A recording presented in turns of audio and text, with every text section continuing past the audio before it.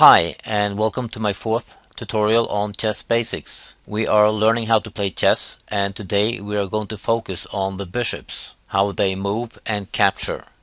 Here is our first example. White has a king and a bishop, and so does black. We are going to focus on the bishop. The reason I am distracting you with the king is that I'm using the chess program ChessBase, and you can't make a board setup without involving the kings, because without the kings on the board there is no chess, so bear with me. In our last tutorial we saw that the rooks move forwards, backwards and sideways in a straight line. They could not move diagonally. When it comes to the bishops, it's quite the opposite. Bishops can only move diagonally, and when they first move diagonally, in a straight line. Here our bishop on c4 can move from a2 all the way to g8, and in the other direction it can move all the way to a6 and towards f1.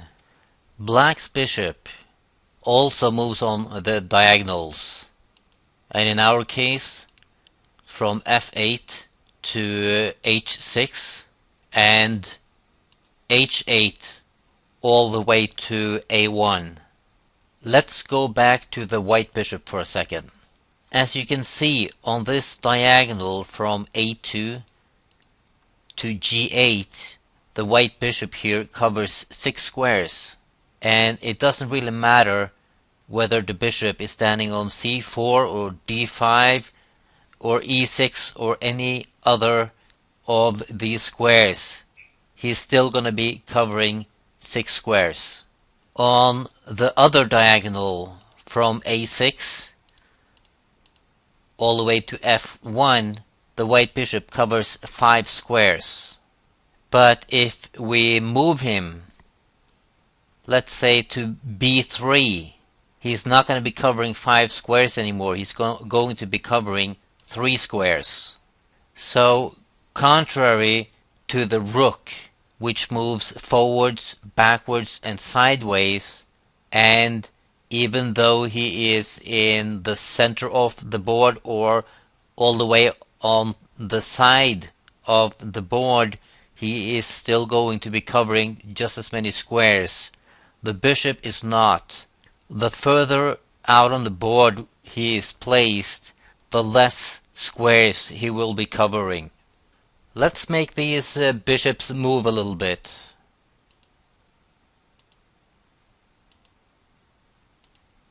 Now you can see that the white bishop has this diagonal where he can move freely, and it doesn't really matter where he moves on this diagonal.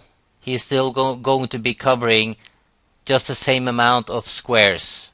And this time it is this corner where he only has 2 squares which he will be covering, and if he had been placed on f3 he would have had 4 squares that he would cover.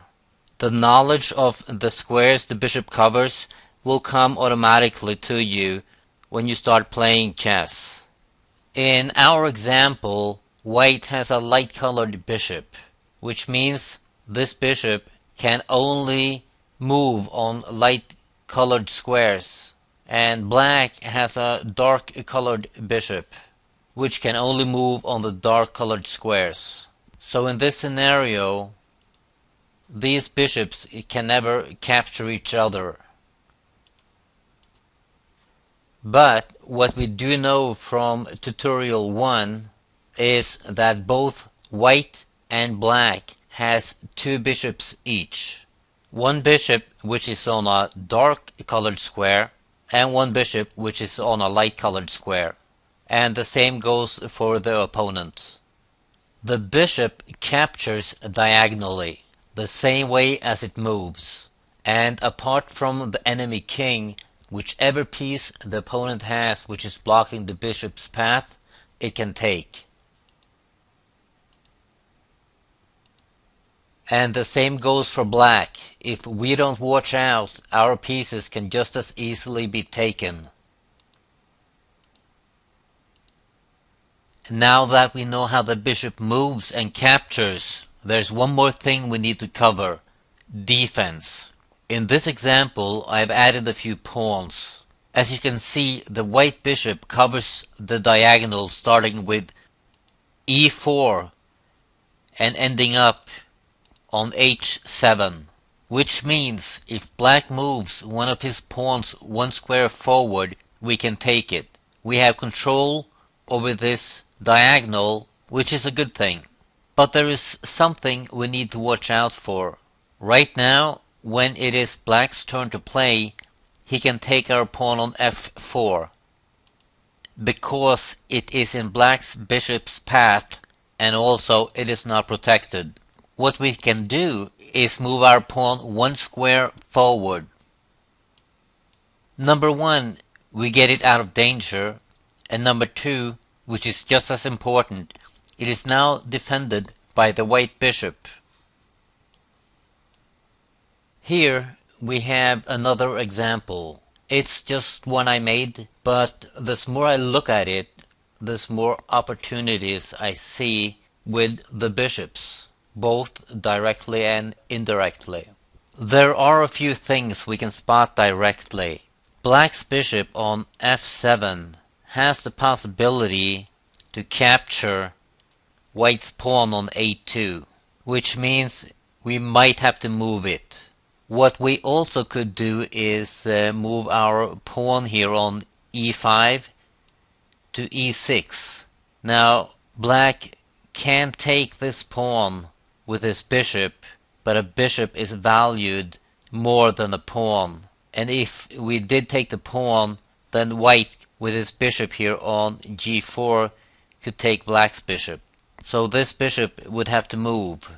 Now, it could move here to g6, but if we did that, we could not move back to f7, and the reason is pawns capture diagonally, which means we could pressure this bishop back to g8, but with our pawn here on e6, it's very far away from the rest of white's pieces. So moving our pawn to e6 is a possibility. It will protect this pawn on a2, so we don't have to move it.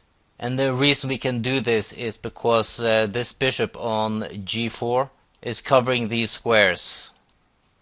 The downside is that black has 3 pawns here, which eventually will be able to chase our bishop here on g4 away.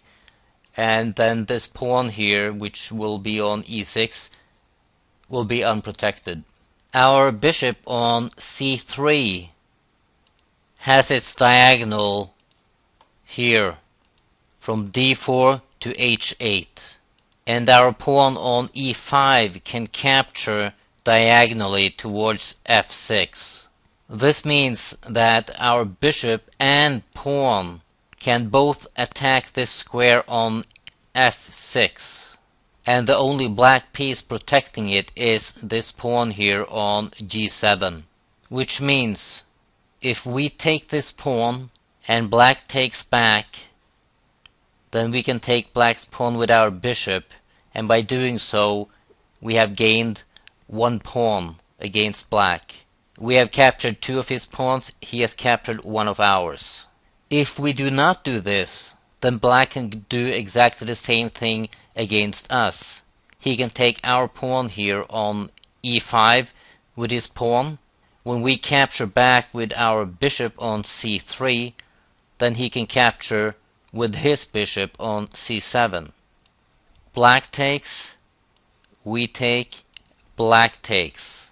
And no matter how you look at it, if we decide to move this pawn either to e6 or to f6, then black has the possibility to take this pawn on g3. So there are plenty of possibilities. That's all for the bishops. In our next tutorial we will cover the knight, how it moves and captures. See you next time.